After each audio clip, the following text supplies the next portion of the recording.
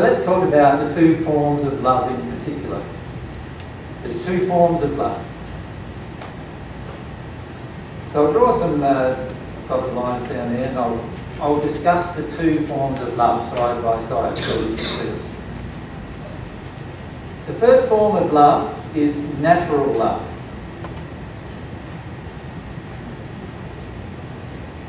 What I mean by natural love, this is the love that comes from inside of yourself that you give to others. Follow me? The love that comes from inside of your soul that you give or project to others, that you actually act upon within yourself towards others. The other form of love is the divine love. Now that love doesn't come from inside your soul. That love comes from inside God's soul. Can you see the difference? Yes. One love comes from inside of your soul. God gave you it as a gift right from the moment of your creation, before you even were aware of it, and you have the ability to develop it. Does that make sense? The other form of love comes directly from God's soul. And it can enter your soul. But it does not come from your soul. You can't, in fact, give it to another person. Only God can give it, because it comes from God's soul. Does that make sense? Like only you can give your love because it comes from your soul. Does that make sense? Yeah. Follow me? Yeah? Okay. Let's look at the two different forms of love and what defines them. The natural love is very much defined by growth in intellect. Now when I say intellect, spirits who are on this natural love path, as I call it, are very, very focused on developing themselves intellectually to understand love. But when you think about it, there's a little problem with that. Can you intellectually understand love? Well, obviously you can to a degree, can't you? Like you can say, well, you can say what love would do, couldn't you, intellectually? So you know love wouldn't murder, would it? Would love murder? No. Would love harm another person purposely? No. So you can intellectually say all of these things, right? But what if you feel like harming another person inside of you? So you know love wouldn't do it here, but you still feel like it here. Does that make sense? Yes. And often we feel like that, don't we? Like when we get into a bit of a rage or something like that, we know we shouldn't do something here, but here is saying, yeah, go for it, right? Alright. So that's what I mean by, it's very, very hard to intellectually develop in love, because what's happening often is there's this separation between how I feel and what I think, what I know to be right. Does that make sense? And this is why many Christian faiths find it very difficult, right? Because there's a long list of you must not commit adultery, you must not murder, you must not do this, you must not do that, right? And there's a list of things you must not do, and there's a list of things too that you need to do, right? That you have there. So then imagine you've got this list in front of you. But in here, you feel like doing some of the things that are on the list. Right? Now that sets up a little problem, doesn't it? Of guilt and shame. Right? So it sets up a lot of conflict within the soul. Okay? So usually souls that are on the natural love path are often in this deep conflict with themselves. Because on one hand they feel like doing something, but on the other hand they know they shouldn't. Right. When you develop on the divine love path, you become more, or in fact, you become totally emotionally focused. Emotionally what? I didn't understand the last part. You become emotionally focused. Yep. In other words, you develop by developing your emotions. In other words, you notice when you've got this feeling inside of you that says, oh yeah, go and hurt him, you know, he deserves it because he did this to me and he did that to me, right? he deserves it, so you've got this emotion within, and you notice this emotion within, and you want to actually get rid of that emotion from inside of you. Does that make sense? So rather than using your intellect to force or suppress the emotion, what you're doing is the opposite. You're actually using your intellect to actually grab the emotion and experience the emotion and release it from you, so you no longer feel it anymore. Does that make sense? A totally different way of developing. Yeah? So, on one hand, I'm intellectually developing. I'm trying to force myself to progress emotionally. On the other hand, I'm emotionally developing, and that changes everything, intellectually and everything around me automatically. When you're processing on the natural love path too, you become very adult-like. I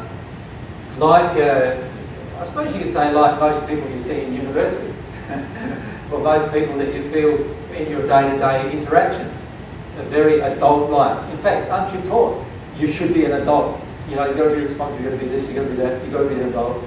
This is what you're taught right from, you know, little, isn't it?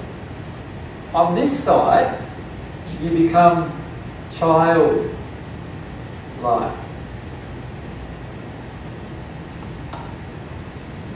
Now, not childlike in that you're irresponsible, because that is an emotional baggage or emotional injury, but childlike in the sense that every way you experience your emotions is as you have them.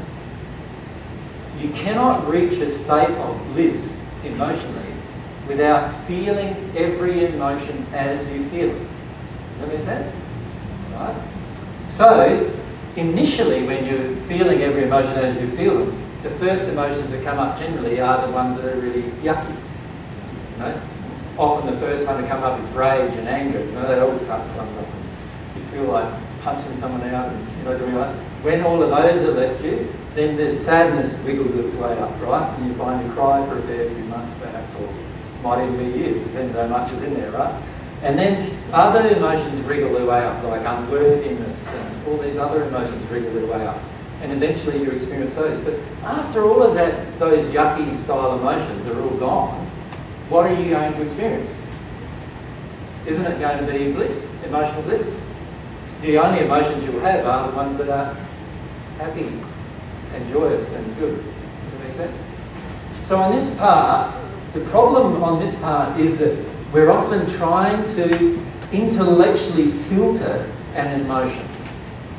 In other words, an emotion starts wriggling its way up, right? And it gets to about here, which is sort of like your sadness centre, if you like, in some ways.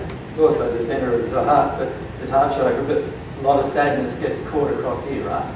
That's why a lot of people have heart attacks, or those kind of emotions are all caused through here. So the sadness gets up here, and I start feeling the sadness almost getting to here, right? And what do I do with it? Got to go to a meditate, you know, got to lay down and have a meditation and tune it all back down again and let it all suppress, right? That's often what we do, isn't it? All right. It would be better if that was no longer in you. But it's not going to get out of you if you keep shoving it down, right? It's not going to get out that way. Now, on this path, we try to shove it down and get a bit further along and shove it down and get a bit further along, and a little bit dribbles out here and a little bit dribbles out there. And, you know, it's like almost like a pressure cooker. You know what it's like with a pressure cooker? You chuck it on the stove and it starts steaming, and it only lets out the steam when it's got too much pressure. Is that the way you want to process your emotions? No, you want to be able to let out all your emotions without pressure, without there being stress, right? And to do that, you need to become childlike. You think about when you take your child into a candy store, and they're 2 years old, right? And you say to them, "Oh, little Johnny, you know, you can't have your candy." And he says, "No worries, Mum." Is that what happens? What does he do? Scream and yell and shout, right? And he doesn't care who's around, what's going on. He's going to scream, yell and shout, right? Because he ain't getting what he wants. That is right. Now, when you're in a childlike state, you experience your emotions in that purity. The key is to release the emotions that are negative so that you don't have any. Does that make sense? Yes. Now you can do that, but a lot of people on earth believe they can't. By the way, when you get to the spirit world, you will have to do it if you want to progress. And I mean have to. When I say have to, I mean you have to if you want to progress. You can stay stagnant in the first sphere if you want when you arrive in the spirit world, because it's just a choice, right? It's a free will choice. But you will stay there until you want to deal with your emotions. Does that make sense?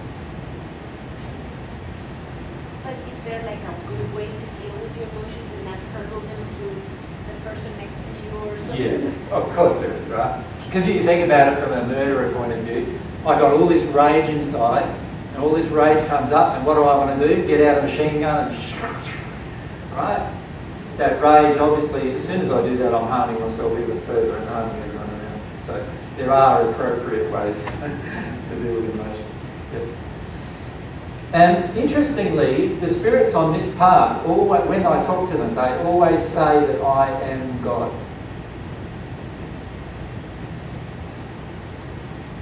Right? The spirits on this path always say I am God's child.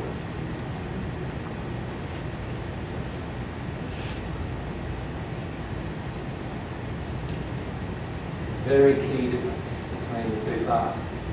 Almost all spiritual literature that's around on earth today suggests to you that you are God. Right? And almost the majority of the spirits in the spirit world are actually on the natural love path. And that's why most of the spiritual literature on earth suggests you are God. On this path, you learn actually that you're God's child. You're a child of God. And therefore we are all brothers and sisters. We are all one in the sense that we are all God's child. And we can be at one with God too, which we'll mention in a minute. You can see that this is starting to look very much like what Jesus said. Can you see that? This is starting to look very much like what other philosophers say. Can you see that?